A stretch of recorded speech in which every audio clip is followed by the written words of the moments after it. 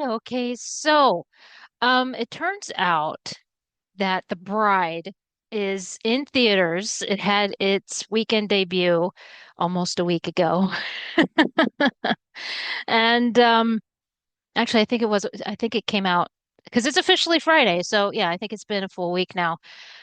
It's not doing so well. Now, 5 months ago, 4 or 5 months ago, I did a video where I reacted to the trailer. I did a lot of ranting. Yeah, a lot of ranting. Now the reviewers are doing what I did. A lot of ranting. Well, this is the thing, is that basically I'm noticing where information is being overlooked or they just haven't seen it.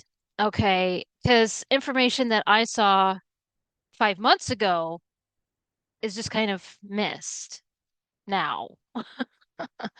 And yeah, I'd be a great detective, right? Feel like Columbo right now because of all the pauses that he did. Yeah. So basically, I just want to put the information out there and then whatever. Because I kind of feel like it needs to be addressed. And, who knows? Maybe I've watched a lot of reviews, okay? It could be that it was said and whatever. I have said a million times that I have all respect for the pop culture channels and everything else. So, yeah, I want to make that perfectly clear. So let's just get into it. Now, I will put the video that I did months back in the description box. And one of the first things that I said was the wiki page for The Bride was changing in real time. And that was just for the trailer. So yeah, that was weird. Well, guess what? It's been changing nonstop. Now, I get it because to put the plot in and then the numbers for the box office, it changes. Oh, guess what? Let me bring it up here. For the budget, it keeps changing. Okay, now I would expect that for Rotten Tomatoes. No, because last weekend, when for the opening weekend, it just kept changing nonstop. It was saying 80 to 90 million, and then it would say 85 million through the week. Now it's back to 80 to 90 million. Like it's trying to soften the blow or something. What? Now the final count, if I remember, for opening weekend was like 7.3 million. The pop culture channels would know better than me. And it was saying 13 million. Right now it says 15.1 million. It was saying 14 something, 14 point something million for a while. So it's changing. Now, it could be again, I don't know how this works. I'm not going to say that I know. Yeah, no. But it could be that it's putting in the numbers for the entire week. Yeah, so it could be that. So I'll give that benefit there. Okay, I have my notes here, and the first thing is, of course, the wiki changes. Yeah, there's a lot of changes here. I mean, like the beginning paragraph, for the longest time, it didn't say Gothic romance film. It's Bride of Frankenstein. Like that should be a given. Okay, that should be. But it didn't say that for the longest time. I'll give benefit there, whatever. But given the stuff that I've heard about this, I wouldn't even call it that. All right. I didn't see this movie. And one of the reasons that I was watching a lot of the reviewers was to get a feel for what the movie even was. I'm just going to say it right now. It feels like the meme where the guy says, "What the hell was even that?" Okay. Um, but yeah, I mean, I was looking at this because I wanted to do this this video earlier, and the section that I want to talk about, it changed again. Okay, it's like this little section has been changing nonstop, and it's just yeah. So the box office, or not the box office, the budget. It's like changing back and forth. At one point, I saw that apparently 100 million. I think it's just 90 million, unless it's pulling an acolyte. Yeah.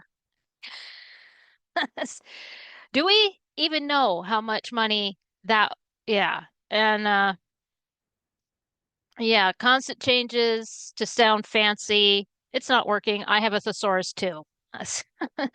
All right. I actually had to use the Wayback Machine for this because there's a huge paragraph that's been removed. Okay, so I want you to follow me on this. I didn't think that I would have to show evidence, but we're going to have visuals on this one. Okay. Wow, Maggie. Wow. Okay. Oh, I didn't bring it up. Give me a second here. I have everything else except for that. Okay, so before the movie was released, so I think this was September, somewhere in there. I think that's what it said in the Wayback Machine. So down in production, it says August of 2023, the weekly issue of Production Weekly revealed an upcoming remake of the 1935 film Bride of Frankenstein from Netflix, written and directed by Maggie Gyllenhaal and starring Penelope Cruz. Okay, a bunch of people. Later that month, World of Real reported on claims from industry insider Daniel Richman that Netflix had abandoned the project after the 2023 Hollywood strikes in favor of a separate Frankenstein film from Guillermo del Toro. In November of 2023, reports indicated that Warner Brothers Pictures would produce the adaptation instead. Okay. Yeah, and of course, Guillermo del Toro's Frankenstein was released last year and was a big success. So, this is the backstory of the movie. Why isn't it there? Because now it says, of course, there's production and development, pre-production, filming, post-production. Okay. So now it says in August of 2023, weekly issue of Production Weekly reported a forthcoming, that's been added, remake of the 1935 film Bride of Frankenstein from Netflix, written and directed before it just said directed, and starring. Yeah, for some reason they took out written and directed, so it's really not a big deal because before it said written and directed. By Maggie Gyllenhaal and starring a bunch of people. And then it goes into pre-production, and we'll get to that in a second. So my question is, where's the rest of it? Okay, I mean, this is part of the industry. Why is she removing this huge chunk talking about how it was the writer's strike, those 2023 strikes,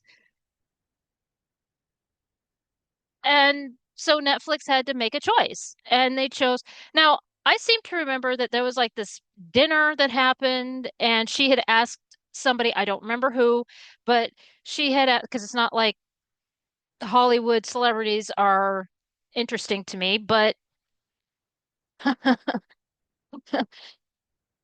the classic Hollywood is more of my interest. But the thing about it is that I seem to remember that there was this dinner and somebody was making this speech and talking about how he was asked to be in this movie, and he was cracking jokes about how why would he be in this movie when the script hadn't even been written.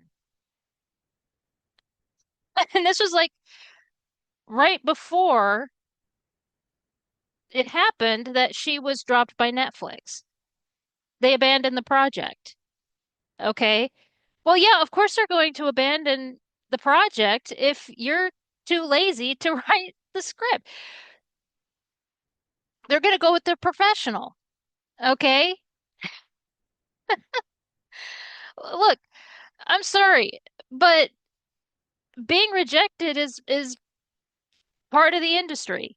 Okay, take it from a dancer who was rejected. I was a dancer for 20 plus years, and I was rejected because I didn't have the perfect little dancer body.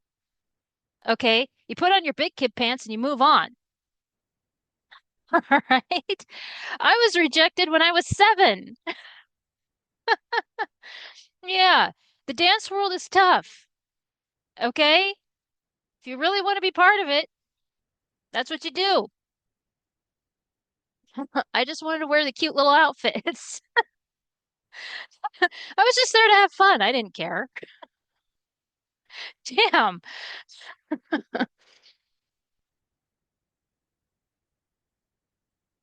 Yeah, that's all that mattered to me.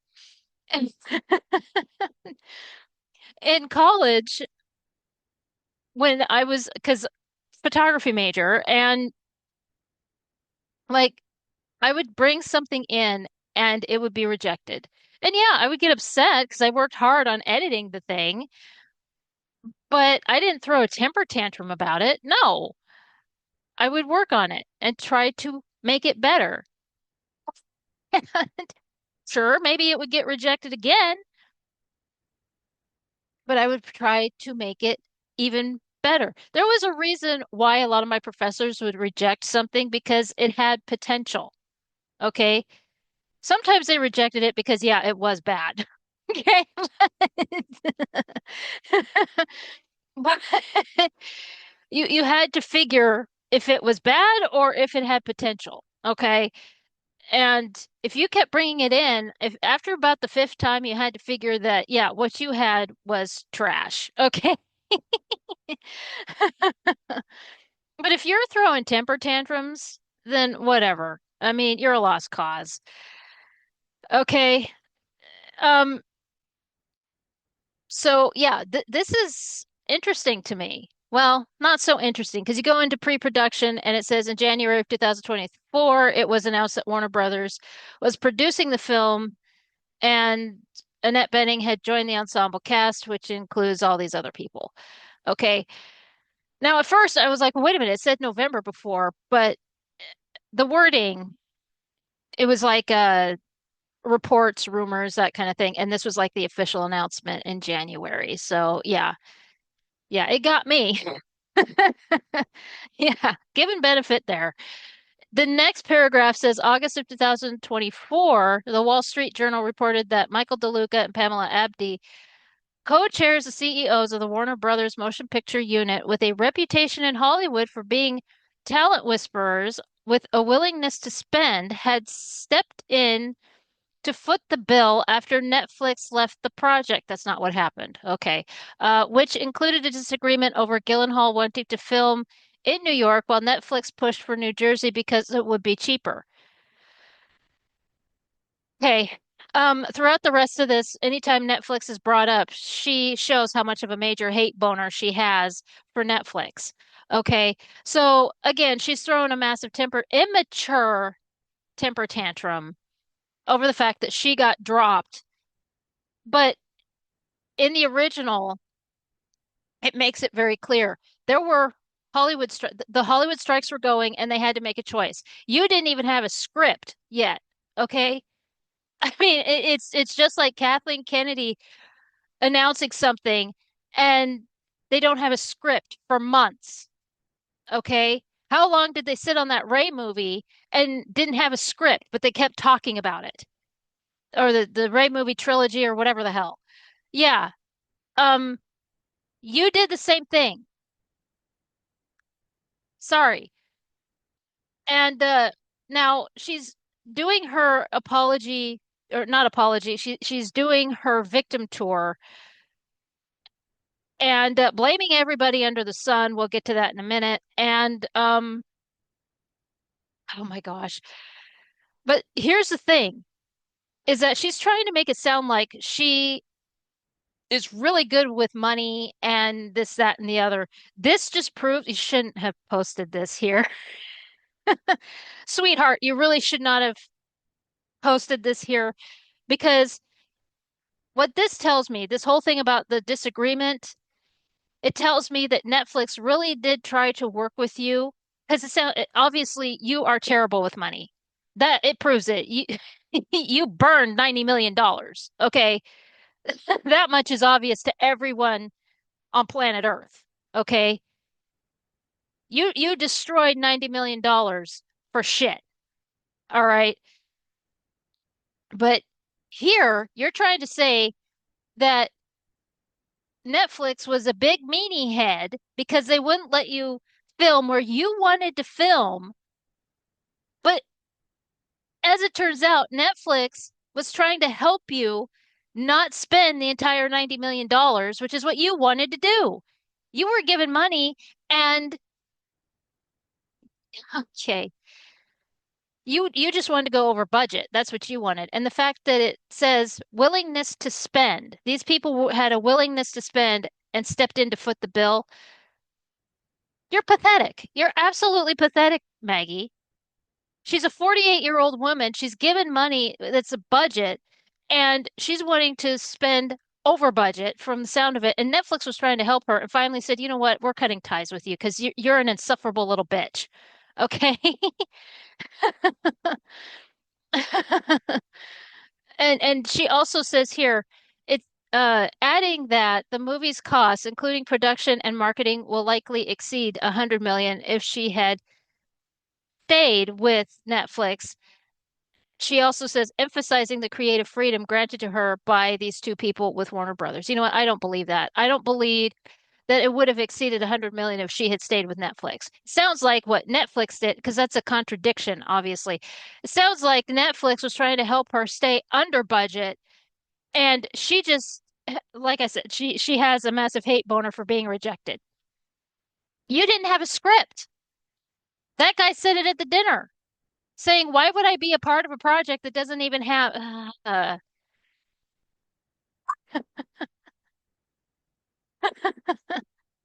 Oh my gosh. And you see it again in filming when they're talking about the photography stuff. Right here in January 2025, Deadline reported the film's budget at being 80 million, less than 100 million. Why is it 100 million? Why is it always 100 million? I don't believe you. I don't believe you. You have stuck at 100 million to make it sound like Netflix was the evil monster. Okay? But I don't believe you. Okay? When you are setting it at a certain number and you repeat it over and over and over again, I know this scam. Okay? There's a reason why they got rid of you. First of all, you didn't have a script. Okay? And second of all, they had to make a choice because of the strikes. Okay? Guillermo del Toro was the professional one. You were not. And it sounds like you were extremely insufferable to work with. So they dropped your ass. It's part of the industry. Get over it. Now, I'll be honest. Yeah, Netflix has their problems. I mean, an entire country sued them. But good Lord, lady, what the hell is your problem? This is extremely unprofessional, right? This is the kind of stuff that you should not put on your wiki page. Of all the things that you should change, actually, she added that. Netflix are big meanie heads to me, and they made me 100 million here, 100 million there. And no, I don't believe that. I don't believe you. Sorry, don't. Okay. So yeah, the endless changes to budget, box office numbers I added here, and I think I already said it. Rotten Tomatoes isn't changing anything this time. Yeah, they're not touching this thing with a 10-foot pole. Not that I've seen anyway. And again, I've watched a lot of reviewers and critics, and I find that interesting. This thing is a big feminist flop. And you would think with some of the other feminist movies in the past that they actually hid numbers. Yeah, weird.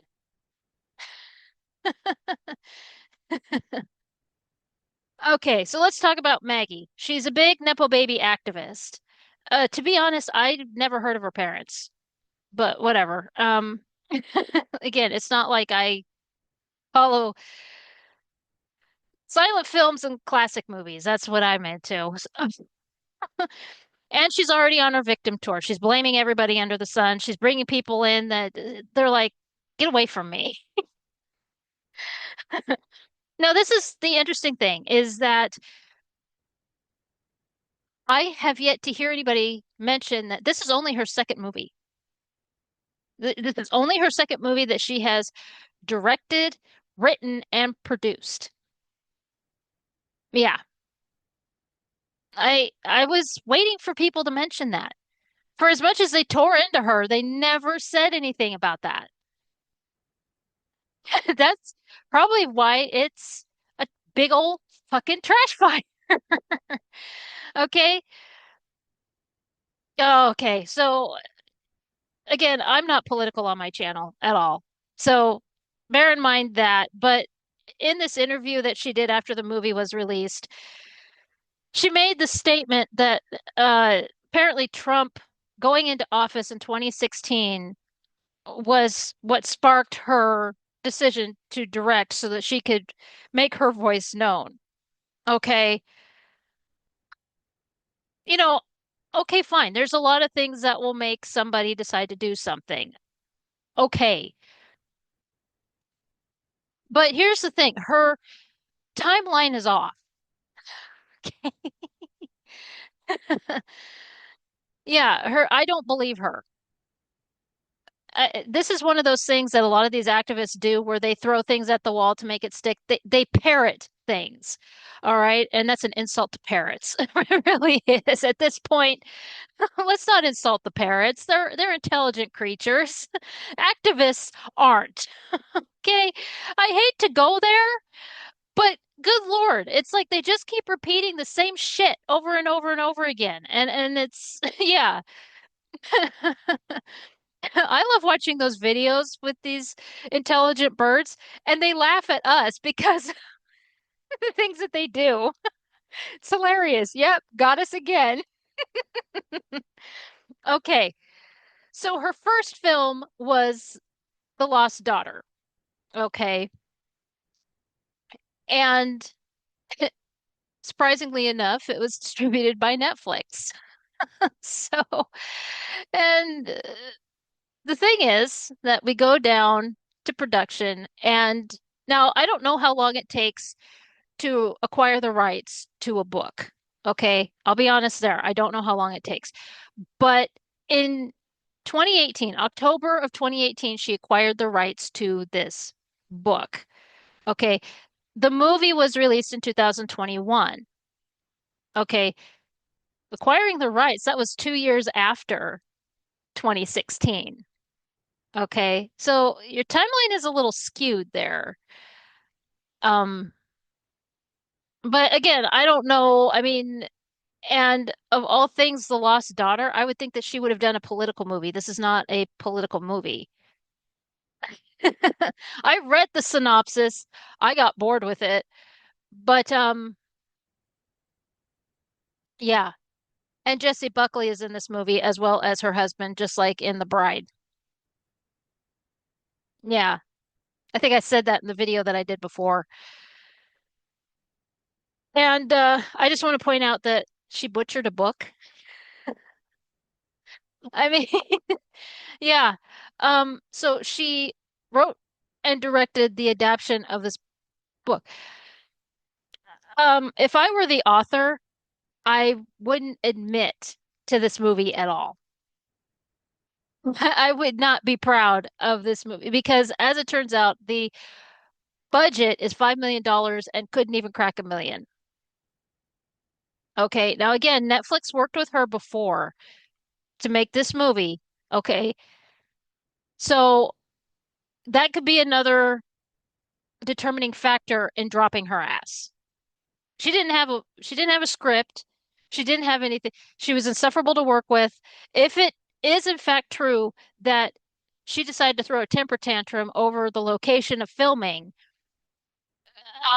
then okay, they had it. They had it with her Nepo baby spoiled brat syndrome. Okay. I'm sorry, but there's a lot of people who really don't know who she is. They know Jake Gyllenhaal, and I have yet to see him actually use his nepotism or Nepo baby syndrome or whatever the hell you want to call it. It's like he does a stupid, it's those questionable movies, those stupid questionable movies, and he's like, well, that happened, and then moves on to the next one. People tore into him when he did the remake of Roadhouse, and people were even saying, because I follow him on Instagram, and people were even saying, you're not Patrick Swayze. And he tried to be really cool about it. And he's like, I understand I'm not Patrick Swayze. And everything. He brushed himself off and he moved on. Okay. I'm telling you, I have never ever seen him act like a Nepo baby. Okay? Honestly. But this insufferable spoiled brat is acting like she's God's gift to Hollywood. And in some cases, in that interview that she did right after the movie was released, she's almost acting like she's the first woman director. I'm sorry, but there were tons of them in the silent era. Yeah, Mary Pickford existed. Okay. Oh gosh. The Gish sisters existed. All right. Man. Oh. And that's the thing. So she butchers this book. Steven Spielberg and Peter Jackson didn't do that. And look at the ones Peter Jackson did an entire series. Steven Spielberg with Jurassic Park. Empire of the Sun is based off of a book that was based on actual events. All right, how many of those movies that Steven Spielberg did that's based off of books? Oh my gosh. This is ridiculous. Okay, so apparently, you know, I want to be surprised, but I'm not at this point because again, this is something that people parrot. These activists parrot. Okay, I heard about three different reviewers say that she said this, so I'll believe them. Apparently, she said that she made the story that she thinks Mary Shelley would want to write if she wasn't tied down to the patriarchy. Shut the fuck up, lady. This is what I mean. Okay, so far she's brought up Trump, and apparently she also blamed Trump for the fact that her movie bombed. No, he has nothing to do with it. We have nothing to do with it. You decided to make a shitty movie. We didn't have anything to do with that. Nobody had anything to do with that. And now you want to bring Mary Shelley into this? Knock it off. Okay? So I was reading this because I decided to look up Internet Movie Database. Again, Internet Movie Database is like the Wikipedia of movies because I was reading the thing and the plot here, and it says, speaking from the afterlife, Mary Shelley says that she has a story she wants to tell after Frankenstein, but could not due to her death. I swear to God, this girl was on drugs when she was writing this shit. Honestly. Oh, so you really think you really think that Mary Shelley was tied down to the patriarchy? Her own father, it is documented that her own father said that Mary was out of control. Mary Shelley had sex on her mom's grave. And you're going to sit there and tell me,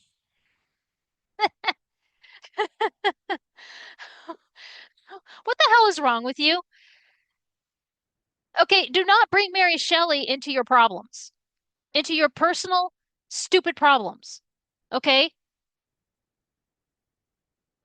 No, stop talking for dead people. Okay? Mary wrote a story that was successful and is still successful to this day. You, on the other hand, wrote a pile of crap. Okay? That's not Mary Shelley's problem. That's yours. Damn it. This tells me that she knows she didn't do a lick of research. Okay. She did zero research, as activists don't. Okay. She did zero research having to do with Mary Shelley. Okay. There was that famous contest. Anybody who is a big fan of Mary Shelley knows about the contest in which Frankenstein became a thing. Okay. I talked a little bit about it in the vampires video that I did. The author, I can't remember his name for the life of me, but he wrote vampires. Lord Byron, he wrote, I don't remember. And of course, um, Percy Shelley wrote uh, Prometheus Unbound. Okay. So they had this writing contest. Frankenstein emerged from that. And you really want to sit there and tell me that, dude, fuck, look at her other writings. She wrote about incest, for fuck's sake. And you're going to sit there and say she was tied down to the patriarchy. No, you're full of shit, is what's happening. No, your stuff was rejected and you can't handle it. Leave Mary Shelley out of it. Leave all of us out of it. Damn it. She's a 48-year-old woman and she's throwing temper tantrums right and left. It's, dear God. Try and tell me that she was tied down to the patriarchy. This woman kept, Mary Shelley carried the calcified part of her husband. And that's not a myth. She actually did do that. Gosh. All right, so let's talk about the movie itself. Before it was released, I did see in the comment section of like the ads and that kind of thing, that and even in the comment section, because every once in a while I would go back to the trailer and look at the comment section. And there were a lot of people who thought that it was a remake for the 1985 film The Bride. I don't know how many people actually know about that, but I didn't see where anybody mentioned that when they were reviewing. And so let's look at that real quick. So 1985 Gothic romance film. Oh, look. I'm wondering if enough people said it, and so on Maggie Gyllenhaal's, they decided to say, "Oh yeah, ours is too. Ours is a Gothic romance." No, it's not. Okay. So this is directed by Frank Rodham, and it stars Sting, yes, that guy, Jennifer Beals, Geraldine Page, and it's based on Mary Shelley's novel. The film follows Baron Charles Frankenstein, who creates a woman, Ava, while his original monster, believed to have been killed in a laboratory accident, escapes into the countryside. And in fact, little nugget here, Cary Elwes is in it. Yeah, before he was in The Princess Bride. It's not a bad movie. I will say this, little side note. Um, so a lot of people talk about how Sting, uh, he was really bad in Dune. He was just getting his acting chops, okay, in that one. In this one, he's actually really good as uh as Frankenstein. I like this movie. I really do. And I had actually forgotten about it until people were bringing it up. And yeah, this is actually a really good movie. And it follows the story of the Bride of Frankenstein. Okay? This doesn't. Okay. As we'll get to in a minute. Okay, so Christian Bale. I want to talk about Christian Bale because I'm a huge fan. I don't think I've really talked about. Okay, I'll make him feel old. Okay, so, or maybe I have. Well, I'll talk about it again. So in 1992, when Newsies was released, I formed a crush on Christian Bale. He was like my first Hollywood crush. Okay, crush has since long passed, but I still like him as an actor. Okay.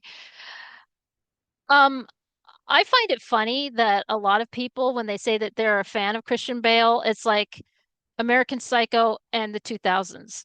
You really should see his 90s library. Yeah. He's not going to like me for saying that if he ever sees this. No, he'll never see this channel. I'm a forgotten channel, so I'll give you an idea. Okay, I don't even remember the name of this movie, but of course everyone knows about What's Eating Gilbert Grape and the phenomenal job that Leonardo DiCaprio did in that film. Okay, it was like a couple. 3 years later that Christian Bale did a movie like that where he played a special needs person. It was bad. I was trying to watch some of his other movies, these lesser known movies, and I watched it and I'm like, I'm never seeing this again. It was badly written and he looked uncomfortable playing that part. So obviously it was a paycheck and yeah. So yeah, there were a few movies in the 90s, and he has said so. He did that interview for I don't know what magazine, but he said that there were a lot of times that it was like he was in the shadow of Leonardo DiCaprio, and I think that that was one of those movies. Again, I don't know the title of it. Okay. So because another example and then I'll move on is so of course, Leonardo DiCaprio did Romeo and Juliet. Everybody knows about the angel and knight whole thing. Yeah, everybody was, all the couples were dressing like that. What? Look, if you lived at the time, it got tiresome fast. Okay. So Romeo and Juliet happened. And there was also 10 Things I Hate About You, which is, of course, Taming of the Shrew. And so there was, oh, shoot, Midsummer Night's Dream. I almost missed it. Midsummer Night's Dream. And it was set in kind of a modern era, and it didn't go so well. Yeah. So yeah, it didn't work because I had a teacher and she was excited to see it. She did a lot of the Shakespeare English stuff and she was excited for it. She even had the poster on her door and she actually took the poster down. Okay, so the thing is that after he did Newsies in 1992, okay, he hated that movie. He absolutely hated that movie. And he has disowned it. It doesn't exist to him. And which fine. I mean, he's now Batman. I understand. He's done some pretty stellar movies. Okay. And so he said after doing Newsies that he would never do a musical again. Never. That just was not in the cards ever again. So my question is, because I was reading and saw that this had musical numbers in it, a lot like Joker 2. And my question is, this was the one that made you change your mind? Because I actually had to go back to his library and I'm like, okay, Swing Kids, I get no, you were doing that at the same time because he was doing Swing Kids because that was released in 93 and so he would go from working on Newsies to I can't believe I know this. Velvet Goldmine, I can't remember him actually doing any. I think that was um oh shoot, I can't remember who played Brian Slade, but it would be him more than it would be Christian Bale and Ewan McGregor.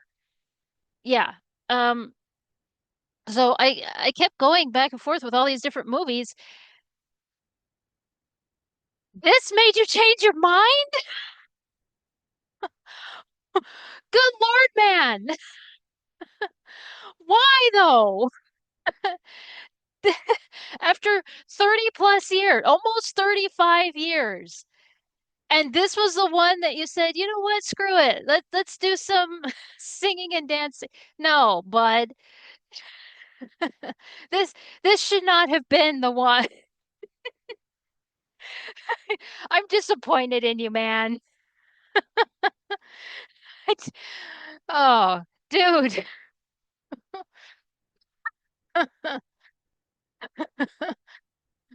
Oh, I'm sad. Yeah, because I actually had to dig really deep. I was like, okay, are there music numbers? Is there song and dance numbers? What did they take them out? What's going on? Yeah, there were sing and dance numbers and it's song and dance numbers. And I was just like, well, what happened? You can't blame blacking out on this one, pal. No. I'm sad for you. Yeah, that could, I mean, like I even saw where, okay, so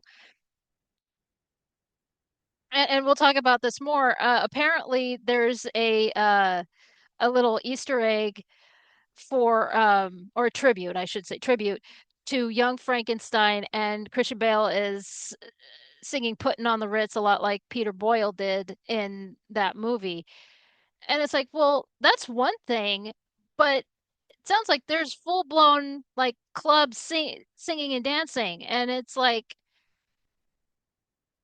Bud, what's are you well? Oh, okay. So moving on from that, yeah, it floored me. I was like, but he made it clear, and he, I mean, you think about it, all these years, almost 35 years, and because I think next year will be the 35-year mark, and this is the one. I'm sad. I'm very sad. He doesn't care. And I'm well aware of that. I really am. So moving on from that, the costume design, it sucks.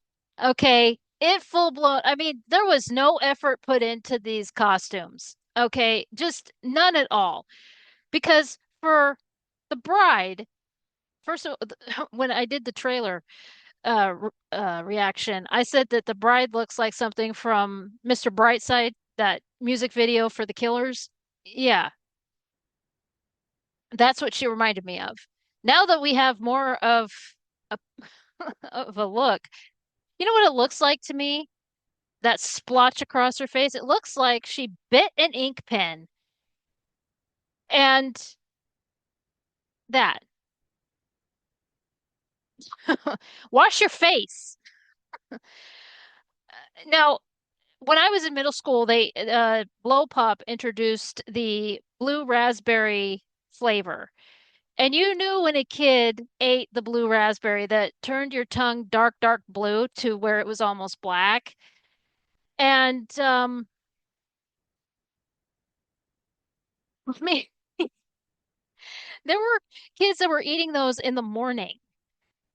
I mean, this was like 1993, and they'd be sitting there. We were waiting for the doors to open at school, and they're chewing on these things.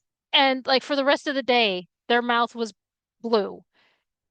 Okay, their lips were blue, their mouth was blue.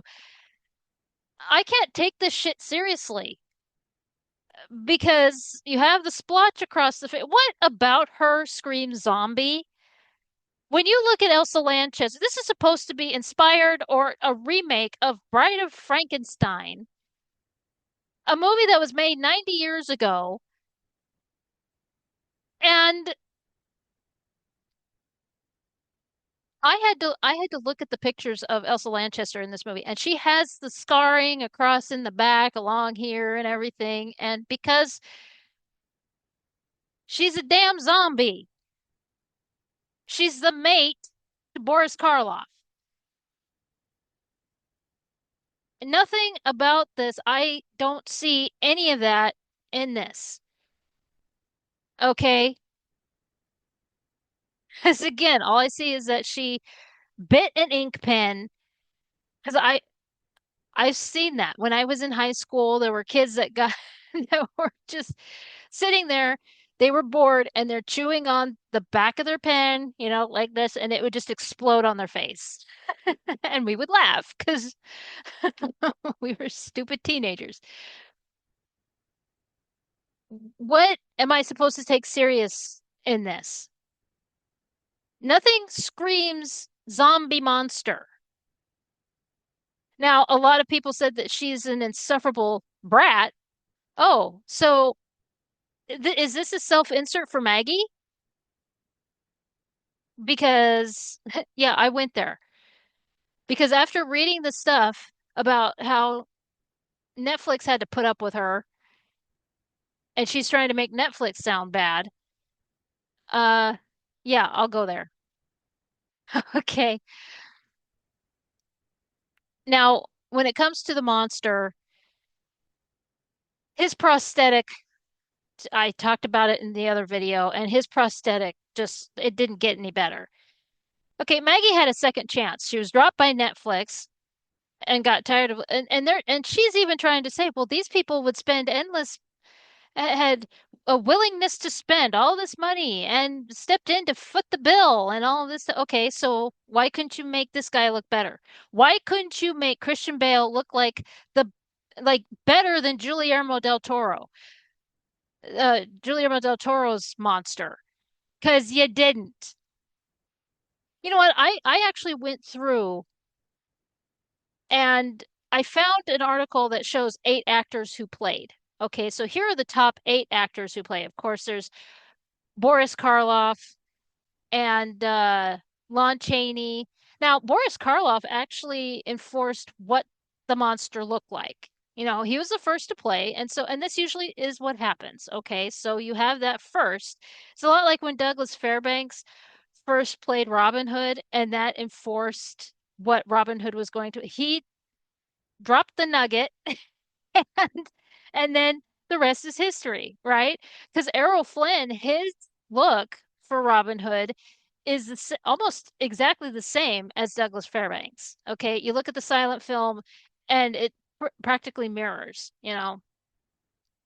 So you look at Boris, and I'll put this article in the description box for you so you can look. And there's Lon Chaney Jr. and Bela Lugosi. As a lot of people don't believe me that Bela Lugosi, yeah, he was in Frankenstein Meets the Wolf Man. And Glenn Strange, and he was the one that was in Abbott and Costello Meet Frankenstein. It was not Boris Karloff. A lot of people think so. Peter Boyle, of course, he had the hairline. Christopher Lee in The Curse of Frankenstein. Now, Christopher Lee's look, yeah, the whatever is on his face, the clay or whatever on his face is chipping off around his mouth, especially. However, he has the staple line across, and this could be the inspiration for Christian Bale. Just wish you had done a better job. And of course, a lot of people were bringing up Robert De Niro. Yeah, I will agree. I'm not a big fan of Robert De Niro, and but I liked his portrayal of the monster. He did a really good job of the monster, and I'll give credit where it's due. Now, another one, it turns out that Carrie Fisher was in a version of Frankenstein. And I'll put this link in the description, of course. David Warner. Now,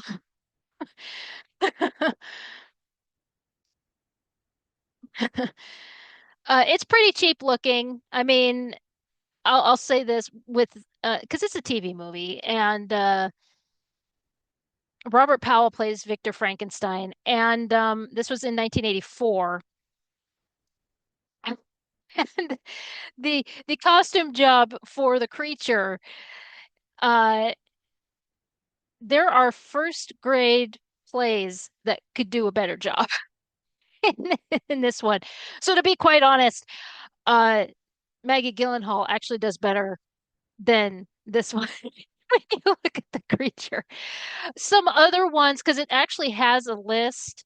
I'm not going to say all of them. Oh, these ones always crack me up. So it has Frankenstein, the true story. It's a fictional character. They actually did. Oh, who was that? There was one that said Pinocchio, the true story. It's Terror of Frankenstein and Frankenstein 90. And you can see this at the bottom. I would think so. Frankenstein Unbound. And so yeah, there are several TV movies that are overlooked. We mainly look at the films, and it doesn't hurt to look at the movies as well. And of course, there's some movies that we don't look at. I mean, like you have to think of there's also Charles Ogle, who is the first to portray in the silent era. And I'll put his picture there. And but it was Boris Karloff who established the look. He was I did say earlier he was the first. No, Charles was the first. Charles Ogle was the first to actually play because he was the first in the first movie was I think 1911, 1910, somewhere in there. Yeah. And but you look at those and it's like the except for that one that Carrie Fisher is in, all the other costumes look really good. And then the creature is like they just rub some dirt on his face and he's good. He's good to go. Poor creature.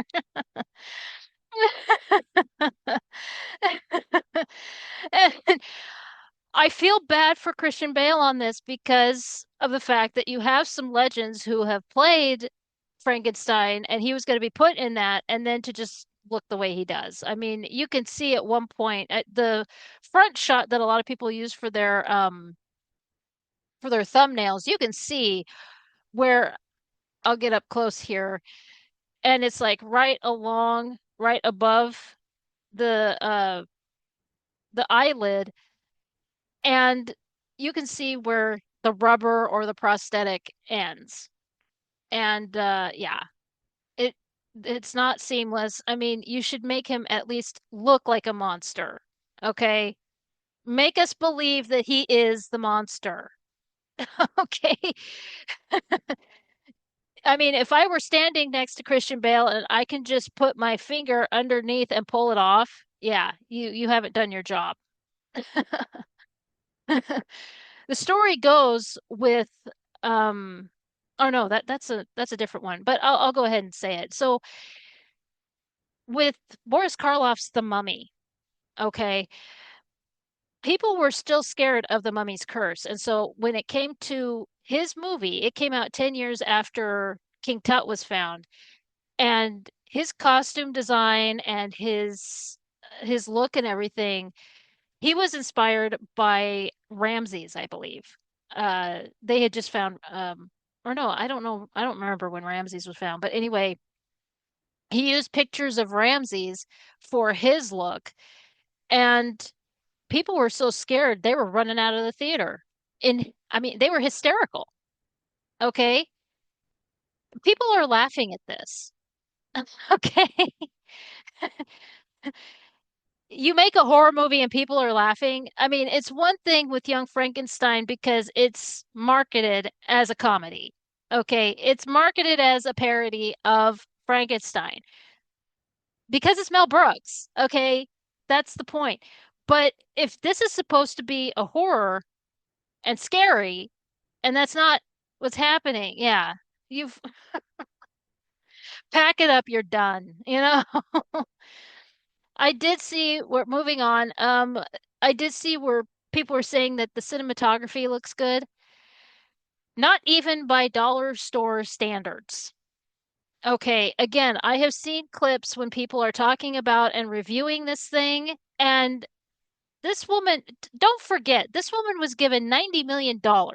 Okay? There are music videos from the 80s that have better quality than this horse shit. Come on. Take the kitty gloves off and let her know what's what. Hey, don't waste our time anymore. And especially when she's pulling out of her ass. Well, I'm telling the story that Mary Shelley would want to because she was tied down to the Patriot. Get the hell out of here with that. No, kitty gloves are off. Okay. No, the cinematography does not look good at all. I'm, I don't have time for that.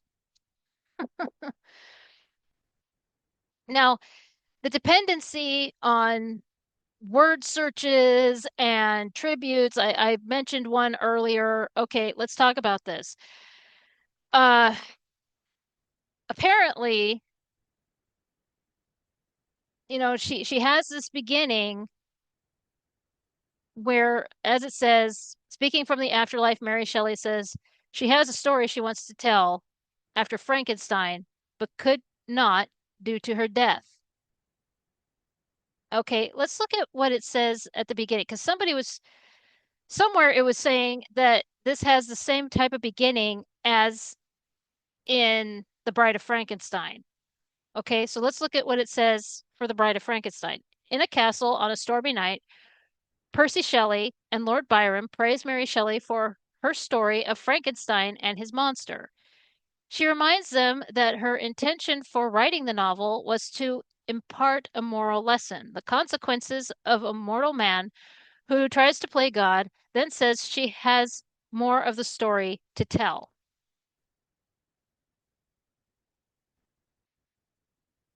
And then it goes, following the events of Frankenstein, villagers gather around the burning windmill to cheer the. Yeah, so then it just keeps going. It's not the same. Okay. She took out an important detail. And I know why she did. It's because she's a damn activist. Okay.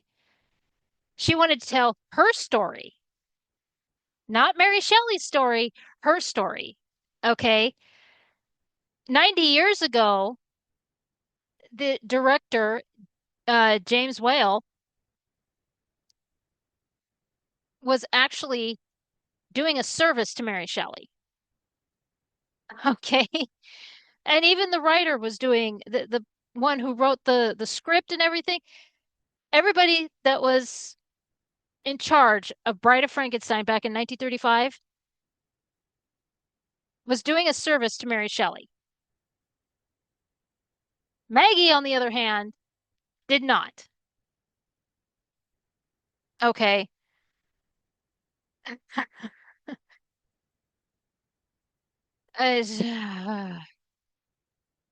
Now, apparently, she also put in like this tribute to Metropolis, something about the the robot that's Helm that's in there. What does that have to do with Bride of Frankenstein? See, you're dropping things in here that have nothing to do with the movie. You said you were going to make a remake.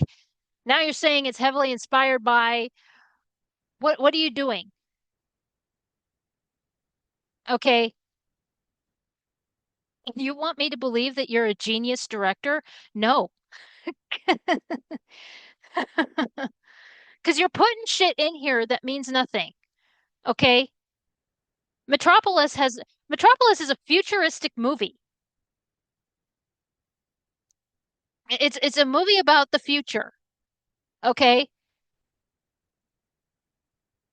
It has nothing to do with this. Gosh. There are no zombies in Metropolis. Trust me, I have seen Metropolis 1,000 times. I look at silent films for a living. Shit. Okay, so Maggie named two characters. She named the bride Ida and another one Lupino. Ida Lupino was a famous actress, director, and producer. Okay, she a British actress, director, and producer who hated the industry. Okay, her parents were in the industry before she was. And so, yeah, you could say a Nepo baby, but the thing about it is that she didn't want to be part of the industry at all. She actually wanted to be a writer. She wanted to write books and be over here writing fiction or what have you. She did not want to be a part of it, but she felt like she was bullied into the industry because of her parents. Her parents were like, "No, you want to do this. You want to be an actress. You want to be a director. You want to do this." Now, look, she um she released this series that was The Hitchhiker, and Hitchhiker, very successful. It was based off of an actual murder that happened. Okay. And again, successful. And she was very successful in everything she did, but she didn't like the industry.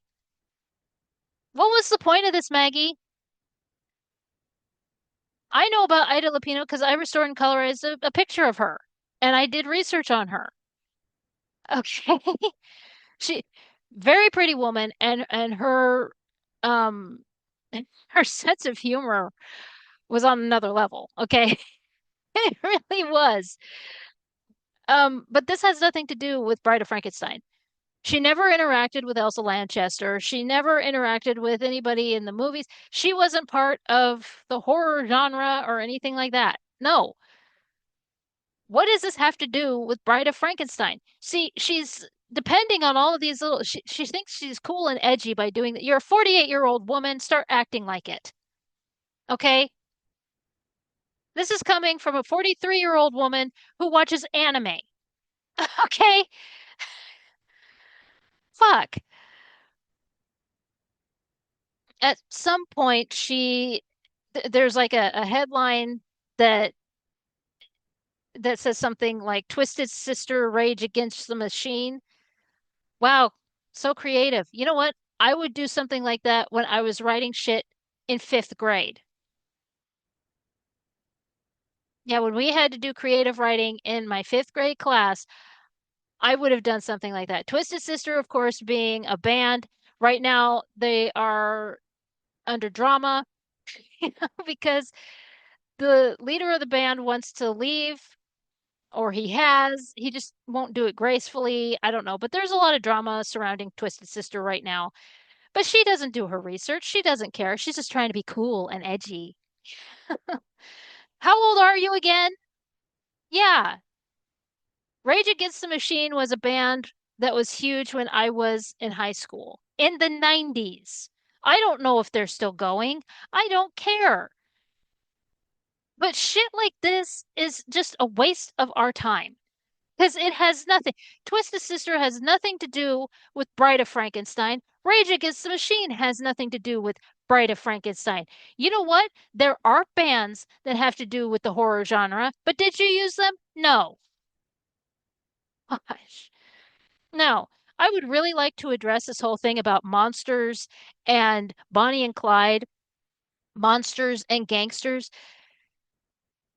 Have I mentioned that she's 48 years old? The Bonnie and Clyde trope, okay, this coming from a writer, okay? The Bonnie and Clyde trope is extremely outdated. Okay, I want to mention one of the reviews. Okay, this is from somebody who works at Variety. He explains that it's like Joker 2 starring a grunge version of the Munsters with dollops of Sid and Nancy and natural born killers, except that the movie doesn't move. Okay? So whenever there's a toxic relationship, your first thought is Bonnie and Clyde.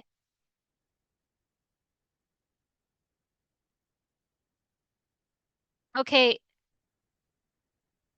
little history lesson here. Bonnie and Clyde were gangsters. They were killers. Okay, but they loved each other.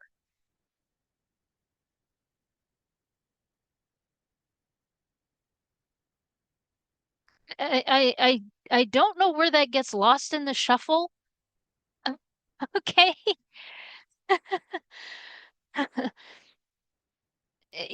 Like Joker and Harley Quinn are toxic. Toxic to each other and toxic to everyone else. That's a thing that shouldn't happen. But for some reason, everyone wants to glorify that. When it comes to Bonnie and Clyde, they actually loved each other. And enough of his gang said that they hated her because he was distracted by her and didn't actually want to do anything. Okay? He was distracted by her lady parts. Okay? Like, how are you stupid to this? That's right. You don't do research.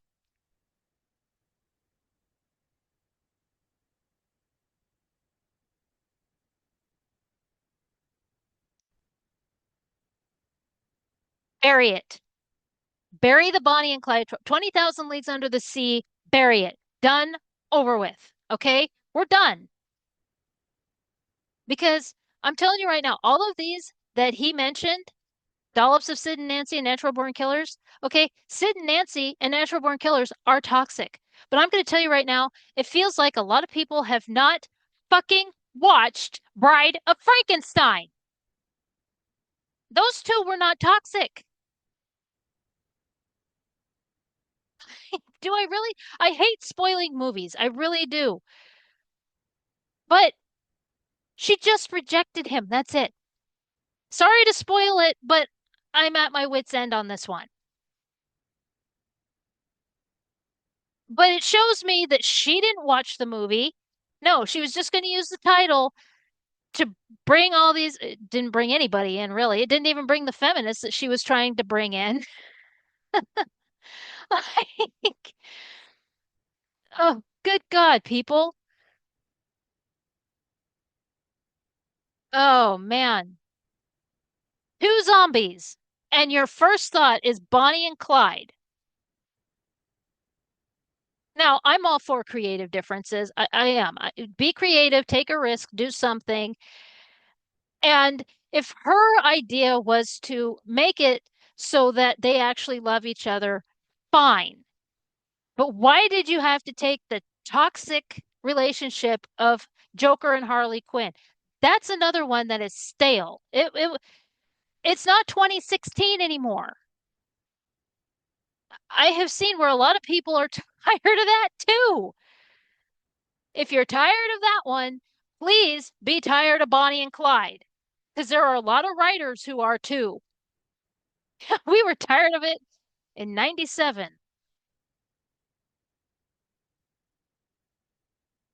Oh, the other one that is so tiresome is like the chosen one thing, the sibling thing, especially where it's the twins. Twin chosen one. Yeah, okay, we get it. You watch Star Wars, okay? Fuck. Damn it. Like, she actually named a character Clyde. Well, why don't you name one Bonnie? Or how about you name one Barrow? Why didn't you name one Elsa and another one Boris? You know, there's a animated um about the like the square pumpkin. I've seen a couple. I think Danny Gonzalez was the first one I saw talking about it. And so there's this little anime. I think there's two of them now, actually, about this little square pumpkin. One was the first one was for Halloween, another one for Christmas, because that's what they do. And it's for the kids, you know. I about died laughing because there's these two bats that are hovering around throughout the whole cartoon and everything. And I think it was a scarecrow that mentioned the names of the two bats, and it was Boris and Bella. And I died because of the fact that it's Boris Karloff and Bella Lugosi, and nobody mentioned that. See, when you do creative little things like that, because of course, the first one being Halloween, and so it makes sense. Obviously, whoever made it, that was their intention. This, however, is just a hot, shitty mess. The fact that she actually named the creature Frank and people are having aneurysms about that, it's like, no, Dr. Frankenstein, and it even has where he's the monster created by Dr. Frankenstein. Okay, so where is he? Where the hell is he? Because he's not on here at all. So you just names it. Okay, in closing, before I about have an aneurysm or a seizure, one of the two, it's gonna happen on camera. This kind of childish nonsense is what turns people off of your work. Okay. Kevin Smith learned the hard way. Okay. When he decided to stick it to the Masters of the Universe fan base and decided to do all the shit that he did with the characters, first of all, he lied. Yeah. And, but here's the other problem is that when it comes to writing, okay, when you mention characters and don't do anything, I mean, it says here Christian Bale as Frank, the monster created by Dr. Frankenstein. Okay, so where is he? Where is he? Is he in the room with us? Okay.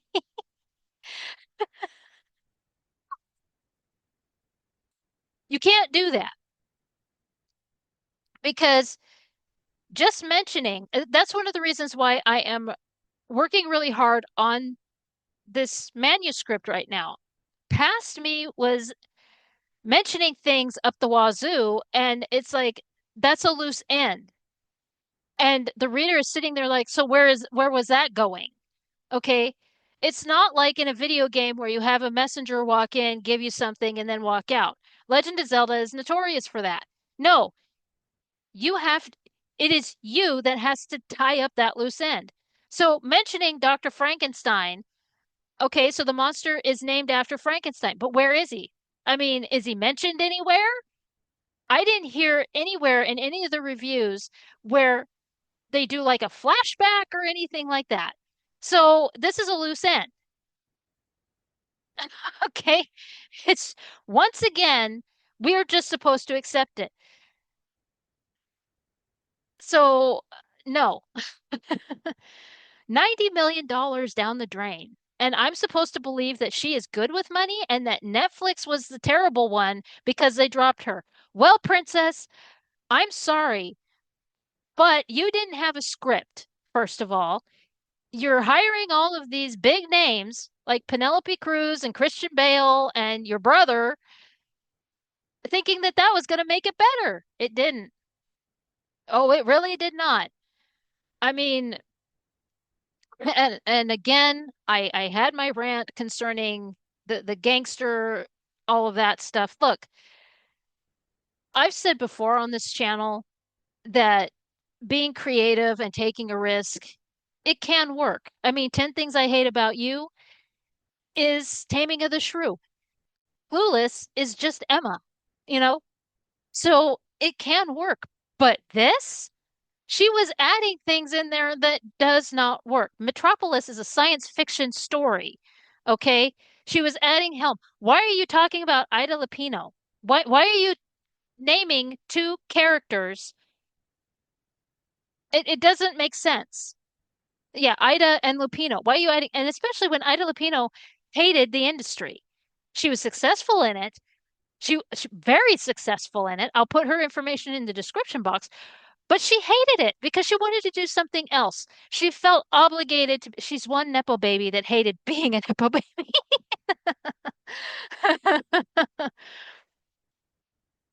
Oh gosh. There was a reason that she was rejected, and it was because by Netflix, and it was because of the writer's strike. But she is removing information, and that makes you look bad. Okay, when you lie to the masses, it's going to make you look bad in the end. And if you try to say, no, no, you're, it's from a certain point, if you try to do the Ben Kenobi thing, no, no, from a certain point of view, no, not this time. It's not going to work. Sorry. I'll close up here.